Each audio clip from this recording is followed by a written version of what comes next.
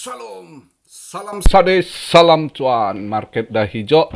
Sesuai kemarin saya analisa ya, saya pikir saya bilang mungkin dia ini breakout ke 49.500-an target saya, tapi saya bilang 49.200 300 ya, saya masuk down dikit. Udah masuk pas semalam udah 49.300, 200 something saya udah masuk bear dikit. Lagi nunggu nih.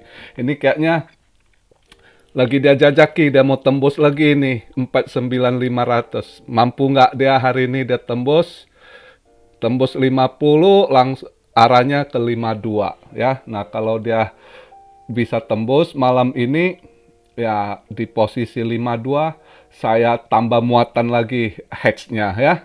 BTC down ya. Tambah lagi di situ. Target saya begitu. Anyway, XRP go XRP ya, mantap. Gua nunggu harus tembus lagi $1 ini. XRP mudah-mudahan malam ini udah harus tembus lewat $1 ya. Lagi nunggu XRP go, semangat gua liatnya.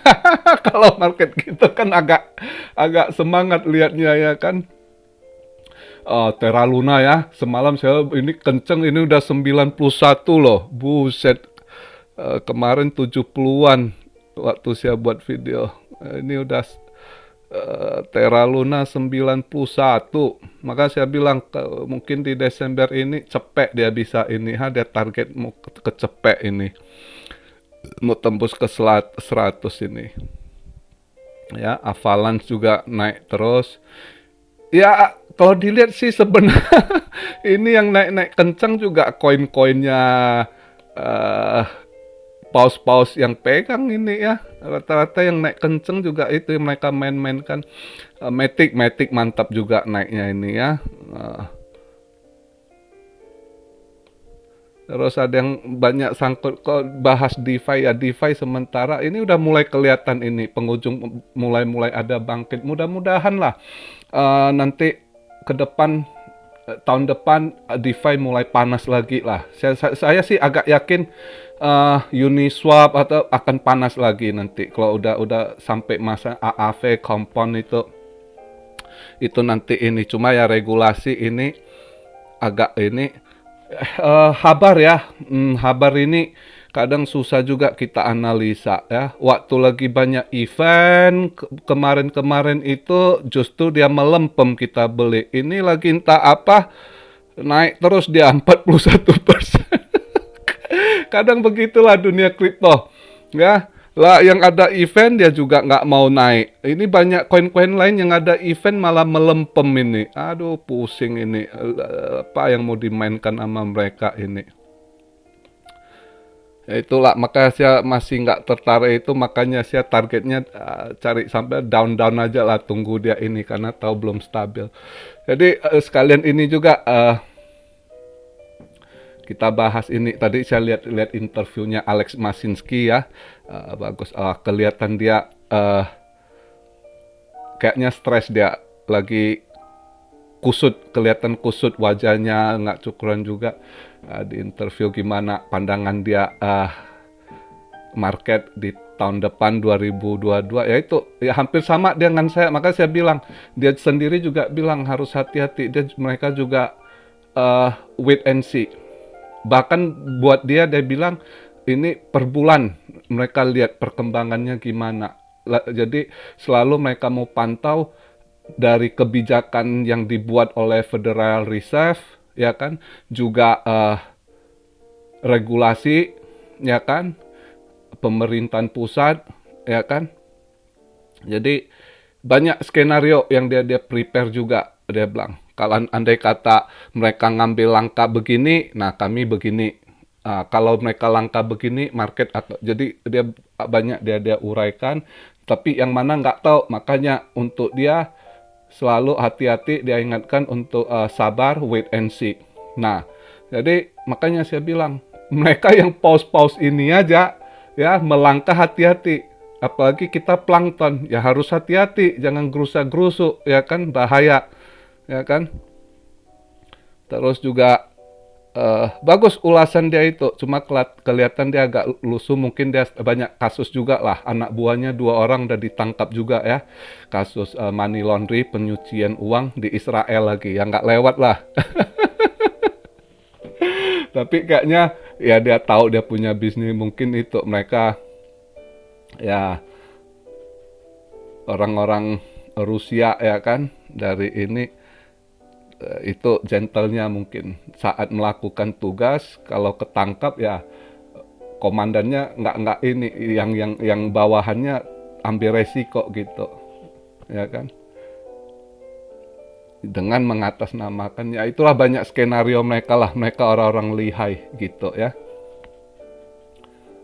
makanya kelihatan dia agak-agak kusut gitu si Alex Masinski. Tapi ulasan dia tetap masih bagus. Tadi saya lihat interviewnya, dia jelaskan market kedepannya ya kan, juga mereka hati-hati. Kalau kalian mau lihat, inilah yang ngerti bahasa Inggris, kalian bisa tonton ulasan dia di ini sama si David Lin di KitCon News di interview ya. KitCon News itu di interview, bagus ulasannya. Jadi satu kesimpulan, mereka juga wait and see tahun depan gitu, market mau dibawa kemana gitu, mereka juga masih nunggu lihat gitu perkembangan. Maka untuk kita juga gitu, maka saya bilang kan saya nggak mau masuk market, kenapa ya gitu. Saya juga nunggu tahun depan juga lihat gimana kebijakan pemerintah, taperingnya lah, menaikkan suku bunga lah ya kan. Dia satu sisi dia juga harus ngeprint money terus ya kan. Ada satu bagus sisi itu bagus sekali dia ngomong, si Alex Masinski, dia udah bilang pemerintahan Amerika itu militernya ya itu bukan jaga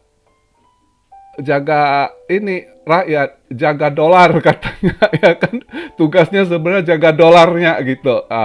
Bagus sekali dia ulas itu, makanya dolar itu harus kuat gitu. Jadi kuncinya mereka print itu juga gitu ya. Inflasi mau mereka redam gimana caranya, itu ada teknik-tekniknya gitu.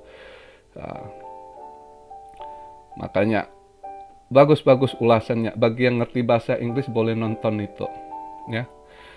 Terus juga berita si ini ya, Elon Musk sama si Jack Dorsey, dua itu udah dibilang itu 2 orang tandem dulu waktu banting Bitcoin bulan 5, kerjaan mereka juga itu di belakang. Nah sekarang dia protes Web3 lagi ya, Web3 lagi dia protes.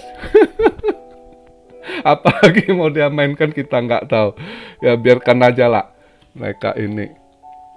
Tapi kalau si Jack Dorsey masih ini, dia Bitcoin maxi. Kalau Jack Dorsey ya taunya Bitcoin. Jadi dia bilang kalau Bitcoin sama NFT gua nggak ini dah. Oke katanya ya kan, tapi Web3 no.